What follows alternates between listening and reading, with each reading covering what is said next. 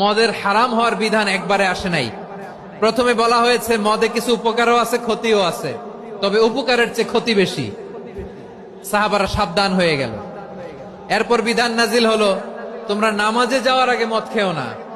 5 বেলা সাহাবারা আর মদের কাছেও যেতেন না, আরো সাবধান হয়ে গেল। সব শেষে ইন্নামাল খামরু ওয়াল মাইসিরু ওয়াল আনসাবু ওয়াল আজলামু রিজসুম মিন আমালিশ শাইতান ফাজতানিবু। মদ, জুয়া এগুলো শয়তানের কাজ, এগুলো থেকে বিরত থাকো। সবাই মদ খাওয়া থেকে একেবারে বিরত রইল। মদের মটকা হাড়ি ভেঙে সবাই মদিনার রাস্তায় ঢেলে দিল। মদের পানিতে পুরো মদিনার অলি গলি সয়লাভ হয়ে গেল। বলেন সুবহানাল্লাহ। তাহলে মদ কি একবারে হারাম হয়েছে? প্রিয় সিলেট, আওয়াজ করে বলেন, মদের বিধান, হারাম হওয়ার বিধান এটা কি একবারে হয়েছে? কেউ যদি ইসলাম মানতে চায়